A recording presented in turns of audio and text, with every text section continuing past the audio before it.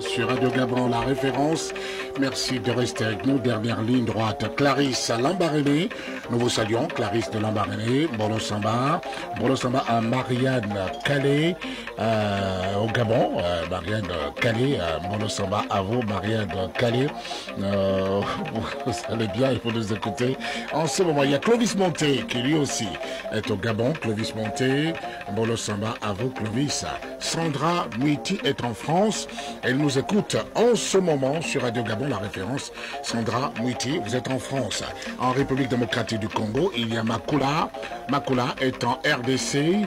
Il nous écoute, Makula. Makula en République démocratique du Congo. Merci d'être avec nous. Et puis Griselda de Libreville. Griselda, Bolo Samba à vous également, Griselda.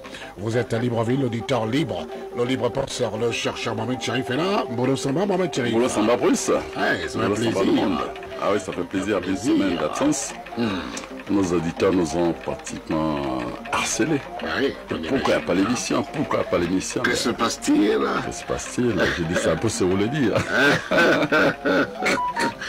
Mais tout va très bien. Nous sommes là pour eux et on sait que le cercle, on sait que le cercle, les amis, le cercle mondial des amis de Mohamed Cherif se porte bien. Il se porte très bien. Et d'ailleurs, la part de sagesse sera tirée de ce forum, où vraiment des interventions sont de qualité. Ouais. Donc, nous avons décidé de temps en temps de faire participer ce cercle. Donc, la parole de sagesse de ce jour sortira du cercle mondial des amis de Mohamed Cherif. Oh là là, j'attends évidemment de l'écouter, cette parole de sagesse, Mohamed Cherif. Merci, vous êtes incroyable et nous sommes très heureux de vous accueillir ici dans Bonjour le Gabon. Évidemment, votre tranche, c'est le mercredi, ici, comme chaque semaine. La parole de sagesse, elle sera là. Nous irons dans la pharmacie de la nature pour cette astuce pour femmes enceintes désireuses d'accoucher sans complications. Ouais, attention, la nature a tout prévu. Mohamed Cherif nous le prouvera tout à l'heure. Et puis bon, à savoir, nous verrons pourquoi tu ne voleras point. Est-ce que j'ai annoncé cela au premier du magazine? Il y en a qui m'ont écrit, m'ont dit ça c'est quelle histoire encore, comment me tu arrivé pour raconter? Ben oui. Et pourquoi tu ne voleras point? Sur les écritures. Ah ouais, c'est parti depuis le commandement de oui, voilà. Mais pourquoi tu ne voleras point? On va en parler tout à l'heure, tout comme nous parlerons du 6e mois lunaire, Mohamed Cherif. Il pointe sonner. Oui, il pointe sonner. Parce que on est le combien aujourd'hui? Nous sommes aujourd'hui le 13. Le 13, ouais. Voilà, c'est aujourd'hui que se termine le 5e mois. Très bien. Voilà. Le 13 janvier, c'est bien aujourd'hui. Les bonnes questions des auditeurs. Mohamed Cherif, voici la première. Est-il permis à une femme de rembourser sa dot à son ex-époux divorcé? Est-il permis à une femme de rembourser sa dot à son ex-époux divorcé, Mohamed Cherif? Mais d'abord, il faut savoir à quoi c'est la dot. Même si aujourd'hui, on essaie de la légiférer de gauche à droite, mais d'abord, la dot, ça sert à quoi? Voilà. Si on ne sait pas pourquoi, ce que c'est la dot, à quoi ça sert, effectivement, on peut faire n'importe quoi. Voilà. La dot est la condition que des parents posent à une famille pour prendre leur fille. Ok? Ça peut dire, bah, écoutez, pour prendre notre fille, vous venez déposer une aiguille, plus par exemple 2 bouteilles de jus. Oui. Voilà. C'est la condition posée par les parents pour donner leur fille à une nouvelle famille. Donner, ça veut dire quoi? Transférer le pouvoir divin. Vous voyez, que Dieu leur a octroyé sur cet enfant pour le passer à une autre famille, comme si vous avez un terrain, un titre foncier, et que vous décidez de le céder à quelqu'un d'autre. N'est-ce pas? Oui. Lorsque cette personne maintenant ce nouveau, cette parcelle, avec son titre foncier, elle ne vous appartient plus. Elle ne vous appartient plus. La prochaine qui voudra acquérir cette parcelle, il ne viendra plus s'adresser au premier acquéreur, il va s'adresser à celui qui l'amène. Très bien, au nouvel acquéreur. L'acquéreur, voilà. Donc la fille, elle, il faut la considérer, c'est dommage, bon, en fait, c'est pas un objet, mais considère un peu comme un titre foncier que les parents cèdent. Ok? Parce que vous savez, si vous rentrez dans les profondeurs des Écritures, vous verrez que la fille normalement prend le nom du père par emprunt, en attendant que son mari vienne la chercher. Oui. Parce qu'elle est faite pour aller en mariage. Qu'elle restitue le nom du père à son père. Voilà. C'est pourquoi quand vous rentrez dans les Écritures, vous voyez bien par exemple que la 12e fille, enfin la 12e fille de Jacob n'était pas considérée comme faisant partie des 12 tribus. Vous voyez? Donc on a conseillé le 11 et ainsi de suite, c'est passé pour tous ces enfants qui vont compléter, n'est-ce pas? C'est comme ça que ça se passe. Donc une femme, si elle rembourse la dot à son mari, son ex-mari, non, c'est pas elle qui rembourse. Oui. C'est pas elle qui La bonne rembourse. question, c'est celle-là. Est-ce que c'est elle-même qui rembourse? Non, on ne peut pas rembourser. Ce sont nouveaux, celui qui veut l'épouser, qui doit rembourser à Alex. Alex. Donc, il va voir Alex pour dire Stéphane, d'accord, très bien, notre nana m'appartient désormais, c'est moi, son mari. Et voici la dot que tu as. Donc, c'est pas un problème de valeur d'argent. Non, c'est pas un problème de montant. C'est non pas le symbole, c'est que celui qui était mal à la femme, c'est maintenant lui qui détient ce pouvoir divin sur cette femme. Il doit la transmettre au nouveau mari. Vous voyez, c'est ça. C'est pas le simple. Ouais, bon, la mauvaise question, est-ce qu'on le fait toujours de gaieté de cœur, Mohamed Cherif? Non, vous avez divorcé. Vous avez déjà divorcé. Il y a un problème. Il faut libérer cette femme. Il faut être fair play. Il faut la libérer. Il faut être fair play. Parce que tant qu'on n'est pas divorcé, la dot d'une femme, elle est toujours spirituellement mariée à son ex-mari. Même si on dit le mariage s'arrête avec la mort du conjoint, oui, ça c'est physique. Oui. Mais sur le plan spirituel, cette dot tient toujours la femme en captivité. En laisse. Donc, tous ceux qui vont épouser des femmes divorcées, voire même des femmes veuves, doivent se déployer à rembourser la dot au nouveau mari. Mohamed Cherif. Oui. Ça devient compliqué. Maintenant, si le nouveau mari dit écoute, je n'en ai pas besoin, mais je t'accorde, il n'y a pas de souci. Au moins l'accord. Au moins il a parlé. Le verbe. Et c'est pour ça que ça nous ramène à une autre question. Généralement, quand tu as un enfant a été élevé par un père nourricier et que le géniteur a été inconscient, souvent les filles disent non, moi il ne m'a pas élevé, je ne suis pas d'accord, ma dot. Oui, mais ils oublient que le géniteur reste le géniteur. D'accord. Qu'il soit bon, qu'il soit mauvais, qu'il soit cruel, qu'il soit... Tu n'as pas le droit de juger. C'est lui seul qui peut donner la bénédiction à sa fille parce que cette fille fait partie de lui. C'est une partie de lui qui est cette fille. Donc quand je vais aller juger, je dis oui, mon père doit se proposer, ou bien les mamans par exemple. C'est irresponsable. Ton père est un bandit. C'est pas occuper l'enfant. Donc c'est mon mari actuel qui... Non, grosse erreur. C'est le plan spirituel, nous parlons. Ah là là, on parle spirituel. Donc, une femme ne peut pas rembourser. Si elle le fait, d'accord, c'est pour la forme, mais dans le fond, ça ne sert à rien parce que c'est pas à elle, c'est pas à elle de rembourser la dot.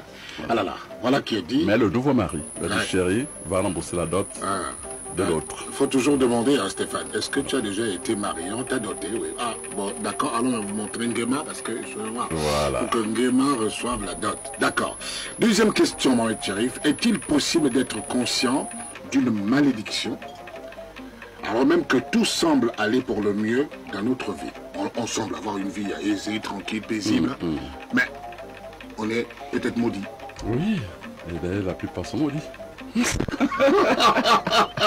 Vous êtes catégorique, en fait. Mais oui, parce que vous savez, c'est Dieu qui fait ça. Mais je vous l'assure, ceux qui prétendent comprendre Dieu, c'est un menteur. mais je vous l'assure, Dieu, c'est le meilleur. Comment on appelle ça? Le metteur en scène. Celui qui crée son échiquier, il pousse ses pions comme il veut. Tout ça pour sa gloire. Vous comprenez? Qui a mis les enfants d'Israël en captivité? C'est Dieu. Qui les a fait délivrer? C'est encore lui. Mais c'est ce que nous sommes tous. Lorsque vous entrez dans une famille, c'est Dieu qui choisit ton père et ta mère. Sachant que dans cette famille, il y a la sorcellerie. Mais il t'introduit là-dedans. Voilà. Il dit traverse ton désert. Donc d'entre vous voyez, vous êtes même maudits de par l'endroit même où on vous a mis. Vous êtes maudits. Maintenant, traverse ton désert. Mais regarde-moi. Parce que toi, tu ne peux pas. Ouais, donc il t'oblige à compter sur lui parce que tu n'as pas de force pour traverser ça. C'est ça le message en réalité. Ouais. Alors, de nombreuses personnes sont en captivité sans le savoir. Captivité, ça dit quoi? Ça dit que Dieu vous a prédestiné à courir dans le couloir numéro 5 dans la course. Mais vous, en naissant, on vous envoie dans le couloir numéro 1. Tant qu'on n'a pas trouvé le couloir numéro 5, vous ne serez jamais heureux, même si en apparence, vous avez des maisons, vous avez des voitures, des situations. Parce que lorsque vous reviendrez vous rendez compte par rapport au couloir numéro 5, que vous n'avez jamais emprunté. Vous n'avez jamais emprunté. Lorsque numéro 1, tout était merveilleux. Sur terre. Rendez-moi compte à mission. Il dit non, c'est pas ça. Allez. C'est pour ça que de votre vivant, vous devez vous atteler à rechercher la délivrance sortir de cette captivité pour demander, Seigneur, montre-moi, s'il te plaît. C'est d'ailleurs pourquoi dans les Écritures, il dit, invoque-moi, je répondrai. Et je vais te révéler les choses que tu ne connais pas, notamment ton couloir. Et c'est dans ton couloir que tout se trouve. Ton bonheur se trouve dans le couloir. C'est pourquoi lorsque tu souffres, c'est parce que tu n'es pas dans ton couloir. C'est comme, vous voyez, les gens qui disent encore des Écritures un peu en chair, tu mangeras à la sueur de ton front. Vous avez entendu ça, non? Oui, bien sûr. Mais c'était valable à une époque. C'est plus valable de nos jours. Ah oui? Ah non. Si aujourd'hui vous mangez sur votre front, c'est que vous êtes dans la malédiction. Ah mais attendez, mon chéri, se réveiller le matin, à 4 h du matin, je quotidien. Je t'explique, c'est comme ça. Je mange à la sueur de mon front, hein, quand même. Hein. Ça, c'était à l'époque le sacerdoce lévitique. C'est-à-dire que, vous savez, les enfants, à l'époque, étaient très têtus. C'est pour ça que Dieu a mis beaucoup de lois, parce qu'il les a maudits, parce qu'ils étaient trop têtus. Vous voyez, c'est pourquoi tu ne feras pas ceci, tu ne feras pas ça. Mais lorsque vient le pardon, qui est venu par la suite, Dieu a dégagé tout cela. Donc aujourd'hui, si tu sais te mettre à disposition de Dieu, mais c'est comme un enfant prodige. Vous avez déserté la maison. Vous vivez dans la rue, chez les amis, c'est normal que vous galérez. Ah oui, sûr. Mais si vous réussissez à réintégrer la maison de votre père, où se trouvent tous les frigos, les congélateurs bien remplis, vous pouvez prendre le faire. Bien sûr. Donc tant que vous galérez, c'est que vous êtes encore dans la rue. Vous comprenez? On va vite parce que bon, on n'a pas le temps, mais c'est ça la réalité. C'est-à-dire que beaucoup de personnes sont en captivité mais ne le savent pas, malgré les apparences. Tant que Dieu ne vous a pas révélé, et Dieu seul, c'est ni un marabout, ni un ganga, ni un charlatan, ni un prophète. Seul Dieu peut vous révéler qui vous êtes et dans quel couloir vous êtes appelé à courir. S'il a fait pour les autres, c'est qu'il peut le faire pour vous. Sachez seulement comment procéder. Sachez simplement à quelle porte frapper. Donc on peut être conscient d'une malédiction alors même que tout semble aller pour le mieux dans la vie. Oui, ça, absolument. C'est pourquoi les Écritures sont importantes. Il faut les comprendre. C'est pourquoi il faut méditer, comprendre que en fait nous sommes tous en captivité. Tant qu'on n'est pas rencontré votre Seigneur, tant qu'il ne vous a pas révélé qui vous êtes et dans quel couloir vous êtes appelé à le servir, vous êtes toujours en captivité. Et donc la malédiction, c'est pratiquement tout ce qu'on vit de négatif ou bien? Absolument. La malédiction, ça dit que c'est le fait de courir dans un couloir qui n'est pas le vôtre. C'est ça, on peut résumer. C'est que tant qu'on n'est pas trouvé votre vrai couloir, vous êtes maudit sans le savoir, vous êtes encore dans la malédiction sans le savoir, même si en apparence, vous savez, le poisson qui nage dans un aquarium, il est à l'aise, n'est-ce pas? Il est dans un aquarium. Il s'appelle tard, qui n'était pas dans une rivière, dans un fleuve, mais il était dans un aquarium. C'est ce que nous sommes d'ailleurs pour la plupart. Voilà, et on s'en contente. Alors qu'il faut rechercher la délivrance. Quelle est la place du karma finalement dans cette histoire? Dans cette question de Dieu? Pardonnez-moi d'insister un peu. C'est une question personnelle. Quelle est la place du karma ici? Mais la place du karma, c'est un ensemble d'expériences que vous avez vécues, n'est-ce pas? Mais normalement, ces expériences vous servent à prendre conscience de ce que je suis en train de vous dire. Pour vous en sortir, c'est dès lors que vous prenez conscience que vous devez courir dans votre vrai couloir, que vous ne le connaissez pas, que vous demandez à votre Père Céleste, à votre Créateur, de vous rappeler, parce que quand vous êtes égaré, vous êtes en mission, vous appelez votre papier, et vous rappelez la source, dire, ah, j'ai oublié tel document. Oui, document, pour quelles raisons je suis ici à Bruxelles. Et on vous faxe à nouveau votre ordre de mission et vous retrouvez. Et voilà, c'est ça. Donc, tant qu'on n'a pas retrouvé, je dis, vous êtes dans la malédiction sans le savoir. Décidément. Voilà. Mohamed Cherif, avec moi, ici, et pour vous, sur la radio, sur Radio Gabon, la référence. Merci, Mohamed Cherif. Allez, bon à savoir à présent, pourquoi tu ne voleras point? Tu ne voleras point. Le monde est équilibre et dans la nature, Dieu a créé ce qu'on appelle la justice. La justice est basée sur la balance. Oui, la balance verbale, là, avec le plateau, elle doit toujours être en équilibre. C'est pourquoi lorsque vous transgressez une loi, vous déséquilibrez la balance, il faut que de l'autre côté, il y ait une sanction, une punition qui vienne équilibrer la balance. Donc tout ce qui vous arrive, c'est dû simplement à la transgression de cette loi que vous ne connaissez pas. Recherchez l'équilibre. Alors chaque fois que vous volez quelque chose, quelque chose que vous volez, ce que vous volez là a un esprit. Tout se passe sur le plan spirituel, a un esprit. Et cet esprit, tant qu'il n'est plus à sa place et qu'il a un endroit qui n'est pas le sien, il se rebelle parce qu'il veut réintégrer sa place originelle. Ok?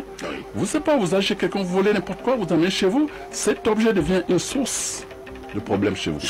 Pourquoi? Parce que cet objet veut absolument réintégrer l'endroit de base. Ok? Et ça se passe à une échelle plus grande. Ceux qui vont piller chez les autres, n'est-ce pas? C'est beau. Ça se développe avec ce qu'ils ont pillé. Mais ces objets que vous avez piqués, que ce soit les reliques, que ce soit les masques, que ce soit les registres miniers à tout, qui ne sont pas au bon endroit revendiquent le retour en droit primaire. Et donc ça vous dérange. Vous savez, quelque part, on analyse les tsunamis, les raz-de-marée, par des trucs scientifiques et tout, mais on oublie la véritable cause. C'est que vous avez déséquilibré la nature parce qu'il y a des objets qui appartiennent aux autres qui ne doivent pas être là où ils sont, parce que vous êtes des concurrents, parce que vous avez la force. Ok, c'est pas mal. Mais sachez que aussi longtemps que ces objets seront chez vous et non là où ils devaient être, vous serez constamment dérangé. Ok? C'est ça. On passe rapidement dessus, mais c'est ça la réalité. Sachez que chaque fois que vous prenez quelque chose qui ne vous appartient et qui est au mauvais endroit, ça arrive aussi quand vous volez la femme de quelqu'un. Oui, ça arrive. C'est pareil. C'est toujours le vol. Vous volez un objet qui ne vous appartient pas, vous détournez de l'argent qui n'est pas le vôtre pour l'amener là où il ne doit pas être, ça crée des perturbations dans votre vie et c'est pourquoi certains terminent mal leur vie à cause de ça, mais ils ne savent pas. Donc quand tu ne voleras point, les lois de Dieu sont ignobles et intangibles et ça dit à nous tous, il n'y a pas d'exception. Plus vite vous comprenez cela, plus vite vous cherchez à marcher droit et à ne garder chez vous que ce qui vous appartient, que ce que vous avez acquis par vos propres moyens. Très bien. Voilà. Très bien. Décidément, il faut le savoir. Le savoir, et c'est très important. Pourquoi tu ne voleras point? Attention, voilà. Parce que ça déséquilibre la balance universelle. Et vous savez, comme les lois sont intangibles, cette balance doit être systématiquement équilibrée. Donc tout ce qui vous arrive comme problème, maladie, tout le reste, c'est dû au fait que il y a des objets chez vous qui ne vous appartiennent pas, qui appartiennent aux autres, que vous avez volés, que vous avez amenés chez vous de force ou par ruse, mais aussi longtemps qu'ils seront chez vous. Monsieur mon regard, à un moment donné, à penser même à vous restituer vos reliques, n'est-ce pas? Oui, bien sûr. Bah, écoutez, c'est mon regard. Ça veut dire. C'est que ça veut dire. C'est-à-dire qu'on commence à comprendre. On commence à dire attention. Il faut renvoyer ces reliques-là vers leurs propriétaires qui sont en train d'attendre. C'est pas un cadeau. Aïe, aïe, aïe. C'est pas un cadeau, c'est pas un déclencheur, mais c'est les gens qui ont compris. Commence à comprendre. Ce n'est pas un cadeau. C'est pas un cadeau. Allez, justement, allons-y un peu, parlons santé, puisque c'est une transition, belle transition par vous trouver. Allons-y dans la pharmacie de la nature, Mohamed Cherif. Alors, quand une femme en grossesse, quel repère d'abord, là se trouvait un oranger. Un oranger. Un oranger, donc des oranges. D'accord. Comme ça, le jour de son accouchement, le jour où elle s'apprête à accoucher, ce jour-là, elle fait qu'il y ait des jeunes feuilles d'oranger toutes fraîches là, mais qui poussent au sommet. Ok, une bonne poignée. On va triturer tout ça dans un verre d'eau, bien trituré, bien malaxé, tout. Et ensuite filtrer cette eau et recueillir dans un verre, un petit flacon, qu'on va mener, que la femme va. On accompagne la femme avec à l'hôpital. Juste avant de rentrer, la maternité, juste avant de rentrer dans la salle, vous faites boire ce verre d'eau à cette dame. Elle va accoucher sans problème. Même s'il y avait une césarienne. Attendez, on va tirer. C'est facile que ça. Elle consomme et elle va dans la salle d'accouchement. Juste avant. Quand elle ne consomme pas cela à la maison, parce que si elle consomme à la maison, elle va accoucher sur place. Oh là là. Ah oui, c'est pourquoi il faut l'accompagner avec ce verre d'eau à la maternité. Et juste au moment avant de rentrer dans la salle, parce qu'on lui fait boire ce verre. Elle va accoucher sans souci, sans problème. Pas de césarienne, pas de complications. Elle va accoucher simplement. Des jeunes filles d'oranger. Voilà. Mais faites-le le jour même. On insiste le jour même. Le jour même, lorsqu'elle est en travail. Lorsque la femme est en travail. Donc le matin, vous faites cueillir des jeunes fleurs, toutes jeunes qui poussent au sommet là. Voilà, une bonne poignée. Vous la triturez dans un verre d'eau, malaxé, tout. Ensuite, faites filtrer. Prenez cela dans un flacon, dans un verre que vous couvrez et vous amenez la femme à l'hôpital. Quand vous arrivez en maternité, avant qu'elle rentre dans la salle, faites boire à cette dame. Elle va coucher immédiatement. Dans les minutes qui suivent, elle va accoucher immédiatement. Même s'il y a une césarienne qui était prévue, elle sera évitée. Mauvaise question. J'ai quand même de mauvaises questions, toujours de mauvaises questions. Les Saintes Écritures nous rappellent que la femme devrait accoucher, ne va jamais enfanter sans douleur. Oui, ça c'était à l'époque de la malédiction. La malédiction a été élevée par Dieu. Sacré moment. Ça c'était l'époque de la malédiction. Ça c'est à l'époque de la malédiction. Maintenant, cette malédiction a été ôtée parce que Dieu a accordé le pardon à Adam et Ève. Donc aujourd'hui, si vous souffrez, ce n'est pas votre faute parce que vous-même vous avez décidé de rester à la malédiction parce que ça lorsque vous êtes en prison et que vous avez une amnistie, n'est-ce pas? Ça c'est que vous êtes censé sortir à prison. Bien sûr. Mais ce n'est pas ce papier que vous fait sortir à prison. C'est le fait de revendiquer, écoutez, maintenant j'ai mon papier, j'ai décidé de sortir. Sinon vous êtes prisonnier de votre géolier et c'est ce qui arrive aujourd'hui. Nous sommes tous libérés, mais nous aimons la prison. Et nous sommes là, nous prison, parce qu'on a mis tellement de temps en prison que nous sommes victimes du syndrome de Stockholm, quoi. C'est-à-dire nous aimons notre bourreau. Nous aimons notre Non, je bourreau. reste là. Parce Non, que non, je mange, je laisse. Non, je parle pas. Et ce qui arrive aux enfants des fils d'Israël quand ils traversaient. ouais. Non, mais tu nous amènes ici, on mange bien chez Pharaon, c'est pas On possible. va repartir. On va partir, tu fais mourir, et ainsi de suite. Ouais, c'est pour ça, quoi. Ça, nous sommes victimes de ce syndrome. C'est-à-dire que l'être humain est victime de son ignorance, quoi. Son peuple périt faute de connaissances. Faute de connaissances. Et je dis malheureusement qu'aujourd'hui, honnêtement, quand je vois comment les régions fonctionnent, on ne prêche pas correctement. Non, non, non. Parce que prêcher, il faut sensibiliser, il faut amener à prendre conscience de ce qu'elle est. C'est pas de réciter les Écritures comme on fait. Non. J'entends ce temps, oui, on récite 10 fois, 15 fois. Non, non, non, non, non. Quand vous lisez les Écritures, en fait, Dieu, vous lisez les promesses que Dieu vous a faites. Et c'est sur la base de ces promesses que vous revendiquez à Dieu votre droit. Oui, Dieu, tu m'as promis ceci, en lisant les Écritures. Donne-moi. J'en ai besoin. Mais si vous mettez à citer la prière comme on dit, je vois, comme des perroquets, tout. C'est pas prier, ça. Ça, c'est pas prier. Mais les Écritures sont les promesses que Dieu vous a faites. Appuyez-vous sur ces promesses, ensuite revendiquez auprès de Dieu ce qu'il vous a promis. C'est ça la prière. Très bien. Voilà. C'est ça la prière. Ça, la prière. Allez, les jours fastes du 6e mois lunaire à présent, on l'a dit tout à l'heure. Oui. Le dernier jour, évidemment, du 5e mois lunaire, c'est aujourd'hui. Le 13. Le 13 et janvier. le 6e mois commence donc demain. Demain. Le 14. OK. Ouais. Et s'achever le 12 février. D'accord. Et là, nous avons 7 jours comme d'habitude. Donc, nous avons le 15. Le 15 est un jour faste, le 15 janvier. Je fasse le 17. Le 17. Janvier, le 20.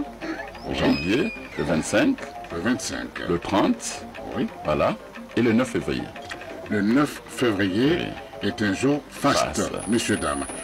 Ça fait 6 mois, M. Jarif. Non, ça fait ça. Il manque un jour. Le 15, le 17, le 20, le 23, le 25, le 30. Le 23, je n'ai pas noté le 23. Voilà. Le 23, le 25, le 30 et le 9 février. D'accord, le 9 février alors. D'accord, c'est bien noté. Donc les jours fastes, on peut rappeler à ceux qui ne nous rejoignent que maintenant ce qu'est un jour faste, s'il vous plaît. Je vous laisse le polynage. Le jour faste, c'est un jour où tous les feux sont... Ah oui, où tous les feux sont ouverts. Vous avez plus de chances de réussir votre projet, parce que tous les feux sont ouverts. Voilà, ce jour-là, évidemment, vous pouvez tout vous permettre. Donc les jours fastes du 6e mois lunaire, qui démarre demain, messieurs, dames, sont le 15, le 17, le 20, le 23, le 25 et le 30 pour le mois de janvier en cours et le 9 février prochain. Donc 7 jours fastes comme tous les mois, évidemment. Tous les mois ont donc 7 jours fastes tous les mois de l'année. On parle bien du calendrier lunaire, dans le calendrier grégorien que nous consultons ici à Bonjour le Gabon quotidien. Lunaire. Il y a bien une différence entre les deux. Donc tout est fait à base notamment du calendrier lunaire. Absolument, il est vieux comme le monde. Il est vieux. Le calendrier solaire grégorien, il a été créé là il n'y a pas longtemps. Par les hommes, ça c'est la nature des hommes. Mais le lunaire, c'est vraiment divin. Vraiment divin. C'est la lune qui régit pratiquement tous les marées, tout ce que vous voulez. Voilà. C'est la lune. Le corps des femmes. Quand on disait qu'il y avait 2000 ans, c'était pas le calendrier grégorien, c'était lunaire. Voilà. Le nombre de lunes. Parce que, par exemple, il est né lors de la lune d'Or ou encore lors de la saison de riz, la saison d'arachide, etc. Voilà qui est dit. Allez, on va bientôt sortir avec une belle parole de sagesse, Mohamed Sharif. Alors, nous allons attirer de notre cercle mondial des amis de Mohamed Sharif, ce télégramme, alors qui nous dit que la nature nous enseigne que le corbeau est le seul oiseau qui s'attaque à l'aigle, le roi des airs. L'aigle, c'est formidable, c'est l'aigle, l'oiseau, c'est le roi du ciel. Vous savez qu'il peut voler jusqu'à 300 000 km/h. Oui, bien sûr. Oui, plus qu'un avion, n'est-ce pas? Voilà. Alors pour cela, comment le corbeau fait pour s'attaquer à l'aigle? Il vient se poser sur son dos et il lui mord le cou. Voilà. Vraiment, il est audacieux. Attendez. L'aigle, qu'est-ce que l'aigle fait? L'aigle ne répond pas, n'a pas ce temps. Elle n'a pas ce temps. Elle n'a pas de temps à perdre, ni son énergie, ni ce temps pour cette énergie humaine. Qu'est-ce qu'il fait? Il déploie ses ailes. Et il vole plus haut. Il vole plus haut. Alors lorsqu'il vole plus haut, il manque d'oxygène. Et le corbeau qui manque d'oxygène n'arrive plus à respirer et tombe de lui-même. N'est-ce pas? Ramené donc aux hommes, on dit, les hommes, vous faites pareil. Lorsque vous avez affaire à des personnes toxiques, ne vous amenez pas, amenez-les à vos hauteurs et disparaîtront d'elles-mêmes. Décidément. Voilà. Incroyable, sacré Mohamed Sharif. Merci Mohamed Sharif. On retient évidemment cette parole de sagesse qu'on donnera tout au long de cette semaine dans Bonjour le Gabon. Merci Mohamed Sharif. Merci. Merci. C'est un plaisir de se retrouver. Et on espère que mercredi prochain, Dieu nous prêtera longue vie. Inch'Allah. Inch'Allah. Merci à Stéphane Botnan qui a réalisé ce programme.